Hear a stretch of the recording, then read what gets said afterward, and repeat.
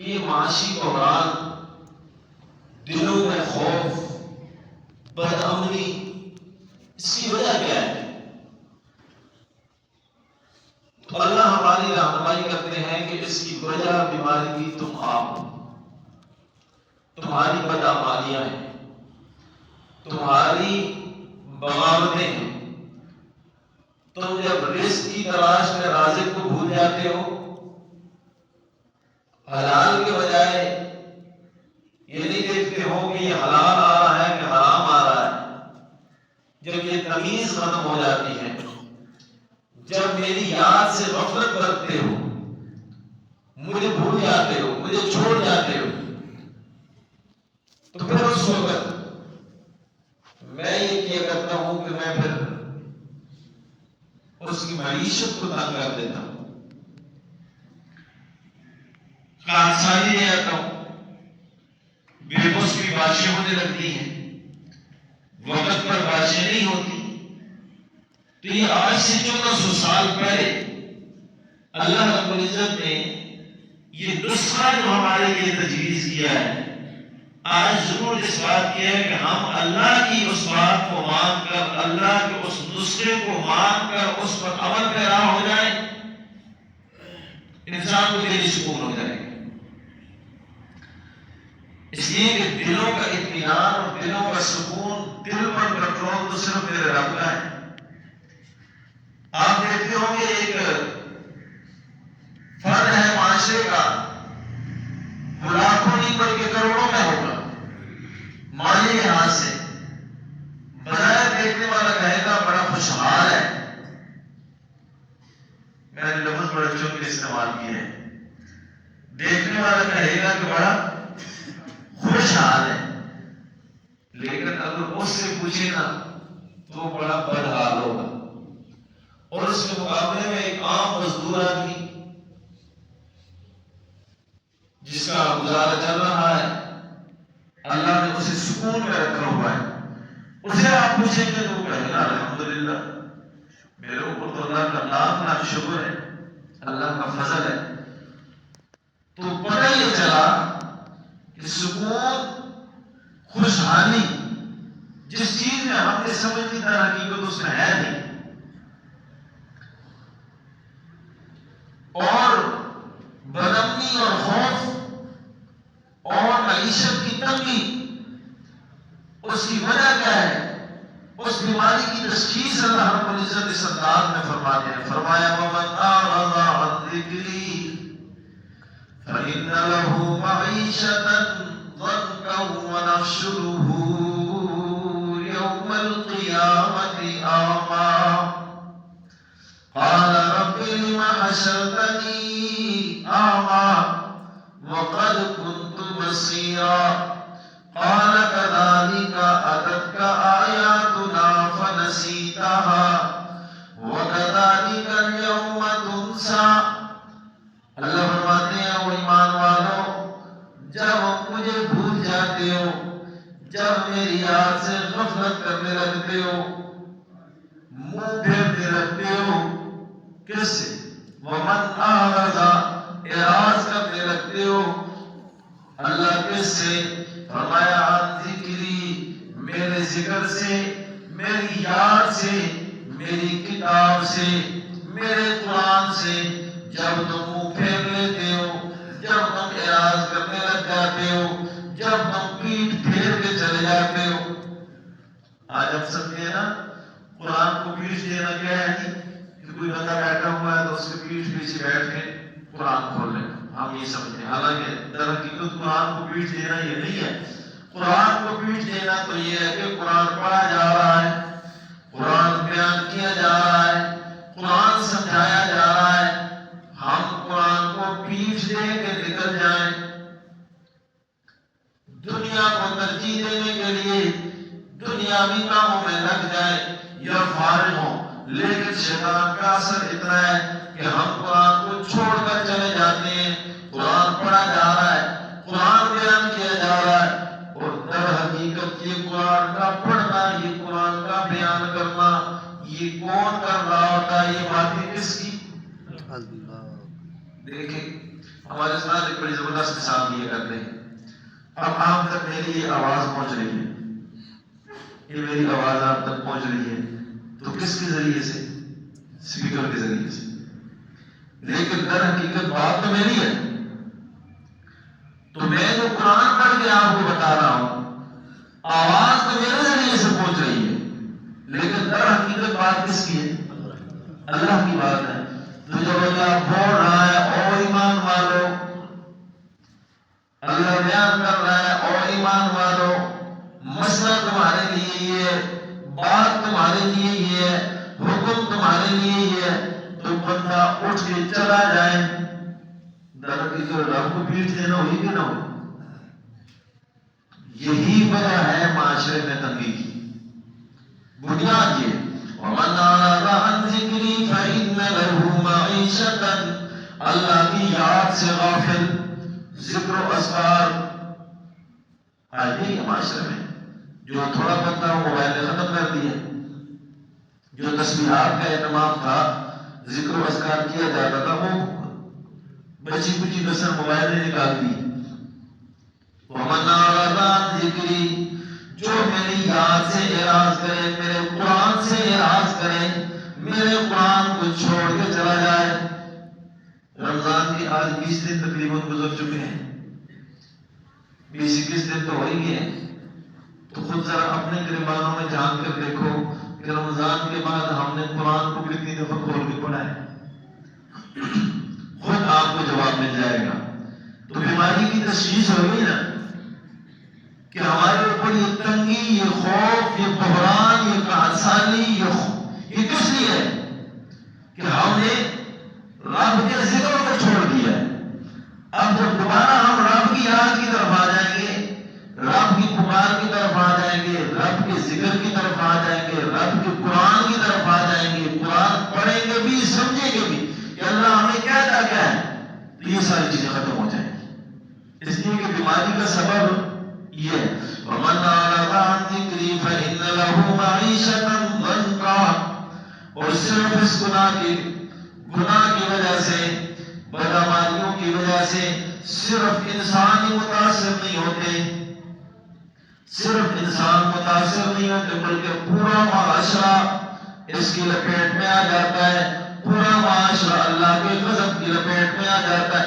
پھر پورا معاشرہ صرف گاؤں محلے نہیں بلکہ بدعمالیوں کی وجہ سے سمندروں میں بھی طوفان آ جایا کرتے ہیں. میں اپنی طرف سے تو نہیں کہہ رہا، قرآن کہتا ہے ظَهَرَ الْفَسَادُ فِي الْبَرِّ وَالْبَحْرِ بِمَا كَسَبَتْ أَيْدِي النَّاسِ، سورہ روم. اب یہاں اللہ کے سردار نے سمجھاتے ہیں ظَهَرَ الْفَسَادُ فِي الْبَرِّ، آیت نمبر 41.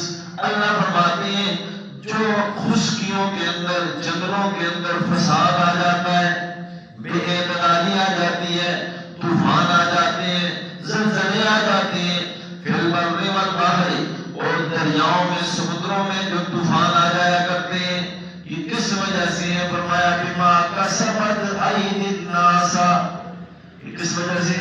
اس وجہ سے جو لوگوں کے ہاتھوں کی کمائی ہے، بدعمالیوں کی وجہ سے، رب کی نافرمانیوں کی وجہ سے. صرف انسان ہی متاثر نہیں ہوتے بلکہ چرند پرند، مچھلیاں، سمندری جانور تک اس سے متاثر ہو جایا کرتے ہیں. اتنی نحوست گناہ کی ہوتی ہے، اتنی نحوست ہوتی ہے. حضرت مولانا اشرف علی تھانوی رحمہ اللہ کے بارے میں ایک واقعہ آتا ہے، ذہن میں آ گیا. کوئی مرید آیا نا حضرت کے پاس اور کہا کہ حضرت میرے گھر میں سکون نہیں ہے، لڑائی جھگڑا رہتا ہے. حضرت نے فرمایا جا کے گھر کے سامنے دروازے کے اندر پردہ جو ہے وہ لٹکا دو. اس نے پردہ لٹکایا تو وہ لڑائی جھگڑے ختم ہو گئے، سکون آ گیا. کچھ دنوں بعد آیا، حضرت بات سمجھ نہیں آئی. فرمایا کہ تمہارے گھر کے اندر پردہ نہیں تھا نا، تو باہر سے کوئی بے نمازی آدمی گزرتا اور بے نمازی آدمی کی نگاہ تمہارے گھر میں پڑ جاتی تو اس بے نمازی آدمی کی نگاہ پڑنے کی نحوست اتنی زیادہ تھی کہ تمہارے گھر کے اندر کیا ہے، لڑائی جھگڑے شادیاں رہتے. تو جس گھر میں بے نمازی رہتا ہو وہاں سکون آئے گا؟ تو یہ قرآن نے صاف صاف بتا دی ظَهَرَ الْفَسَادُ فِي الْبَرِّ وَالْبَحْرِ بِمَا كَسَبَتْ أَيْدِي النَّاسِ لِيُذِيقَهُمْ یہ فساد کیوں آ جاتا ہے، یہ کیوں طوفان آ جایا کرتے ہیں، کیوں اللہ کا عذاب آ جاتا؟ اللہ فرماتے ہیں تاکہ ہم چکھانا چاہتے ہیں بعض الذی عملوا لعلہم یرجعون، ان کاموں کا مزہ جو تم نے کیے اس کا نتیجہ کیوں دنیا میں تمہیں سزا دی جاتی ہے کہ تاکہ تم لوٹ آؤ، تاکہ تم، اللہ بعض وقت دنیا میں سختی اس لیے بھیج دیتے ہیں کہ بندہ میری طرف رجوع کر لے، اور اگر سختی کے اندر، پریشانی کے اندر جو بندہ اللہ کی طرف رجوع کر لے تو یہ سختی بھی اس کے لیے رحمت بن جاتی ہے، اور جو بندہ اللہ سے منہ پھیر لے اور بغاوت پر اترا ہے تو یہ سختی اس کے لیے ایک بڑا امتحان ثابت ہوتی ہے۔ تو یہاں اللہ نے دونوں آیات میں دیکھے، اس بدامنی کا، معاشی بحران کا، اس خوف کا، اس کی وجہ کیا بیان فرمائی ہے؟ انسان کی اپنی بدعمالیاں اور اللہ کی یاد سے، اللہ کے قرآن سے منہ پھیرنا۔ اور دوسرے مقام پر قرآن نے ایک اور بات ارشاد فرمائی، اللہ فرماتے ہیں وَلَوْ أَنَّ أَهْلَ الْقُرَىٰ آمَنُوا، اب یہ علاج ہے، وہ بیماری ہے اور بیماری بتا کے بیماری کی وجہ کیا ہے؟ میرے ذکر سے اعراض، اور اس میں فرمایا وَمَنْ أَعْرَضَ عَنْ ذِكْرِي، جو میرے ذکر سے اعراض کرے گا۔ اب یہ ذکر کو چھوڑنا، نماز کو چھوڑنا، قرآن کو چھوڑنا، نتیجہ اس کا کیا نکلے گا؟ نقصان کیا ہوگا؟ فَإِنَّ لَهُ مَعِيشَةً ضَنْكًا، پہلا نقصان، میں اس کی گزران کو، معیشت کو آسان مانا کروں، میں اس کی معیشت کو، اس کی گزران کو، اس کی زندگی جو گزر رہی ہے اس کو تنگ کر کے رکھ دوں گا۔ زنکا کا معنی ہوتا ہے تنگ کر دینا، تو جو مجھے چھوڑے گا، مجھے بلائے گا تو میں اس کی گزران کو تنگ کر دوں گا۔ اور صرف یہی ہوگا؟ نہیں، وَنَحْشُرُهُ يَوْمَ الْقِيَامَةِ أَعْمَىٰ، صرف دنیا میں تو نہیں نا کہ چلو جیسی بھی گزر جائے گی، نہیں، کل قیامت کے دن اللہ فرماتے ہیں میں اس انسان کو اندھا کر کے اٹھاؤں گا۔ میں یہاں ایک بات یہ کرتا ہوں، دیکھیں آسان الفاظ میں سمجھانے کی کوشش کرتا ہوں۔ ایک وجہ سے ایک بیماری لگتی ہے اور اس بیماری کے دو نقصان ہیں، بیماری کے دو نقصان ہیں، اگر ایک نقصان ہو تو دوسرا لازمی طور پر ہوگا۔ اب اگر وہ ایک نقصان ہمیں ابھی پہنچ رہا ہے اور بیماری، اور وہ جس وجہ سے بیماری ہے، جو وجہ ہے بیماری کی وہ بھی ہمارے اندر پائی جا رہی ہے اور اس کا نقصان بھی ہمیں پہنچ رہا ہے، تو دوسرا نقصان بھی لازمی طور پر پہنچے گا۔ کیوں؟ ان دونوں کی وجہ پیچھے ہوئی ہے۔ اب دنیا میں ہم اپنی گزران کو دیکھیں، اپنی معیشت کو دیکھیں کہ اگر ہماری معیشت تنگ ہے اور بنیاد ہے اللہ کے ذکر سے اعراض،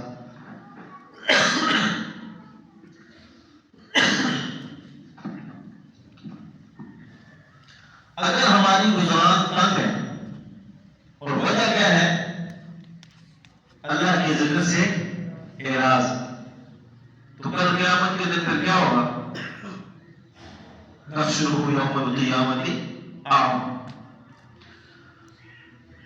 کل قیامت کے دن بندہ پھر رب سے کہے گا اللہ میں تو دنیا میں دیکھتا تھا، دنیا میں تو میرے ساتھ یہ معاملہ نہیں تھا۔ اللہ کہیں گے ایسا ہی ہے، ایسا ہی ہے، ہم نے دنیا میں تجھے ایک نعمت دی لیکن اس نعمت کی تو نے قدر نہ کی۔ میں اپنی طرف سے بات نہیں کر رہا، عادی نہیں اس بات کا۔ قرآن کہتا ہے وَمَنْ أَعْرَضَ عَنْ ذِكْرِي فَإِنَّ لَهُ مَعِيشَةً ضَنْكًا، جس نے میری یاد سے منہ پھیرا تو میں اس کی معیشت کو، گزران کو تنگ کر دوں گا۔ وَنَحْشُرُهُ يَوْمَ الْقِيَامَةِ أَعْمَىٰ، اور کل قیامت کے دن اسے ہم اندھا کر کے اٹھائیں گے۔ قَالَ رَبِّ لِمَ حَشَرْتَنِي أَعْمَىٰ، سوال کرے گا اللہ یہ مجھے کیوں اندھا کر کے اٹھا دیا ہے تو نے، مجھے کیوں اندھا کر کے اٹھا دیا ہے تو نے۔ وَقَدْ كُنْتُ بصیرا، حالانکہ میں تو دنیا میں دیکھتا تھا، نظر آتا تھا مجھے. اب جواب کیا اللہ دیں گے؟ فرمایا قال کذالک، سورہ طٰہٰ ہے آیت نمبر 122 123 124 سے آگے یہ میں قرآن پڑھ رہا ہوں. قال رب لم حشرتنی اعمیٰ وقد كنت بصیرا، میں تو دیکھنے والا تھا، اللہ کے اوپر لیا گیا ہوں. دنیا میں بھی تنگی صحیح ہے، دنیا میں معیشت بھی تنگ ہو گئی، دلوں میں خوف آ گیا. اب یہاں بھی یہ معاملہ اللہ کہیں گے قال كذلك اتتك آیاتنا فنسیتها. او بندے آج تو گرا کر رہا ہے کہ مجھے اللہ کے اوپر دیا. قال كذلك، اسی طرح ہی ہوگا. کیوں اللہ؟ فرمایا اتتك آیاتنا، ہماری آیتیں تیرے پاس پہنچی تھی. بندہ اقرار کرے گا جی اللہ پہنچی تھی. فنسیتها، پھر تو نے انہیں بلا دیا، تو نے انہیں چھوڑ دیا. نسیہ مانا بلا دینا. وَكَذَلِكَ الْيَوْمَ تُنسَى، دنیا میں تو نے ہماری آیتوں کو بلا دیا، آج ہم بھی تجھے بلا دیں گے. اللہ اکبر. استاد کلاس میں سزا دینا پہلے ہوتا تھا کان پکڑا لیے اور کان پکڑا کے استاد بھول جائے، ہوتا تھا نا، استاد بھول جاتا تھا کہ بچے نے کان پکڑے ہوئے. اللہ کہتے ہیں دنیا میں تو نے ہمیں بلایا، ہماری یاد کو چھوڑا، ہماری یاد کو بلایا، ہمارے ذکر کو چھوڑا، رازق کو چھوڑا، آج ہم بھی تجھے کیا کر لیں گے؟ بلا لیں گے. یہ ہوگی بیماری اور وجہ اور اس کے نقصانات. اب علاج کی طرف آتے ہیں. اللہ نے علاج کیا بتایا؟ فرمایا وَلَوْ أَنَّ أَهْلَ الْقُرَىٰ، اگر یہ بستیوں والے، یہ گاؤں والے، یہ گدوں والے، یہ دیہاتوں والے، اگر یہ آمنو، کیا کریں؟ ایمان لائیں، دل سے یقین کریں، اللہ کو ہی معبود مانے، اللہ کو ہی حاجت روا و مشکل کشا مانے، اللہ کو ہی بیڑے پار کرنے والا مان لے. یہ پکے دل سے جو ایمانیات ہے، تفصیل کا وقت نہیں، یقین کر لیں اللہ کے ساتھ کسی کو شریک نہ کریں. پھر وَاتَّقَوْا، ساتھ ساتھ پرہیزگاری کی اختیار. قرآن سمجھنے کی ہم نے کوشش ہی نہیں کی. صاف صاف باتیں قرآن کرتا ہے، کوئی اتنی مشکل لمبی چوڑی باتیں قرآن نہیں کرتا. اب دیکھیں میں نے جو مفتی ستار نے آپ کو سمجھایا، بیماری بتائی نا، اور وہ بیماری ہم میں پائی جاتی ہے اور اس کا نقصان جو ہے وہ ہم دیکھ رہے ہیں. اب اس کا علاج دیکھیں. اگر یہ بستیوں والے ایمان لے آئے، وَاتَّقَوْا، اور کیا کریں؟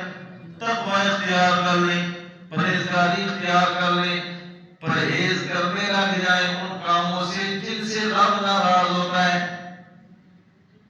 ایمان دوائی ہے، ایمان دوائی ہے. اور ساتھ اللہ نے پرہیز بھی بتا دی. بدعمالیوں سے پرہیز، گناہوں سے اپنے آپ کو بچانا، اعمال صالحہ کرنا. جب یہ دو کام کر لے فرمایا لَفَتَحْنَا عَلَيْهِمْ بَرَكَاتٍ مِّنَ السَّمَاءِ وَالْأَرْضِ. پھر دیکھو یہ جو تنگیاں یہ ختم ہو جائیں گی، ہم زمین و آسمان سے برکتیں ہی برکتیں ان کے لیے اتار دیں گے. کتنے صاف انداز میں قرآن نے سمجھایا. اب جیسے 2 2 4، اب قرآن میں کوئی شک کر سکتا ہے؟ اس کے تو ایک نقطے میں، ایک لفظ میں، ایک حرف میں شک کرنے والا کافر ہے. ہمارا تو ایمان ہے اس پر. تو ہم نے اپنی بیماریوں کا حل، اپنی پریشانیوں کا حل کس میں ڈھونڈنا ہے؟ برکات من السماء والارض ولکن کذبوا. اللہ کہتے ہیں، پھر شکوہ بھی آپ کرتا ہے نا. اللہ کہتے ہیں مجھے مان لو، ایمان لے آؤ اور پرہیزگاری اختیار کر لو، تو میں زمین و آسمان تمہارے لیے کھول کے رکھ دوں گا. برکتیں ہی برکتیں تمہارے لیے آئیں گی، رحمتیں ہی رحمتیں تمہارے لیے آئیں گی. لیکن اللہ آگے شکوہ بھی کرتے ہیں. فرمایا ولکن کذبوا، لیکن ان لوگوں نے مجھے جھٹلا دیا، لیکن ان لوگوں نے مجھے جھٹلا دیا. یہ برکت مجھ سے نہیں لیتے، یہ برکت کسی اور کے پاس لینے کے لیے جاتے ہیں. انہیں پتھروں میں برکت نظر آتی ہے، یہ کہیں سے تیل لگا کے برکت حاصل کرنے کے لیے جاتے ہیں، کہیں نمک چاٹ کے برکت حاصل کرنے کے لیے کیا کرتے ہیں؟ چلے جاتے ہیں. برکتیں تو میرے پاس ہے. تبارک الذی بیدہ الملک، تو جس کے ہاتھ میں بادشاہی ہے، برکت تو اس کے ہاتھ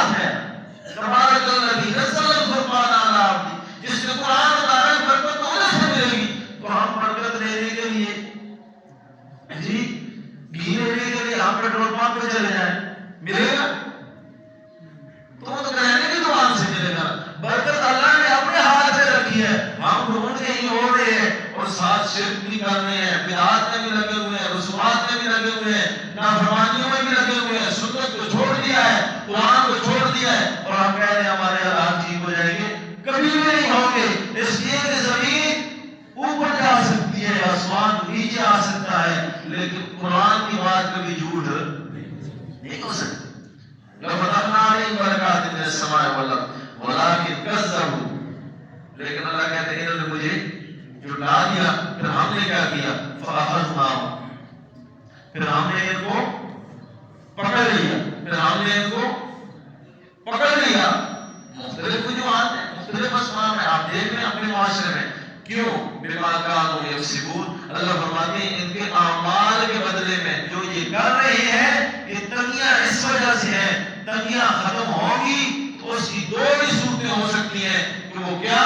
ایمان اور تقویٰ، اللہ کو یاد کرنا، قرآن کی طرف مڑ کے آ جانا، رب کی طرف رجوع کر لینا، اللہ کے دربار پہ آ جانا، غیروں کو چھوڑ دینا، اسی سے ہمارا معاشرہ بھی ٹھیک ہوگا، ہمارا ملک بھی ٹھیک ہوگا، معیشت بھی ہماری ٹھیک ہو جائے گی، اولاد بھی ہماری ٹھیک ہو جائے گی، گھر میں برکتیں بھی آ جائیں گی، معاشرے میں برکتیں بھی آ جائیں گی۔ تو ساری چیزوں کی بنیاد یہی ہے۔ اللہ ہمیں سمجھ کی توفیق نصیب فرمائے۔ وآخر دعوانا الحمدللہ۔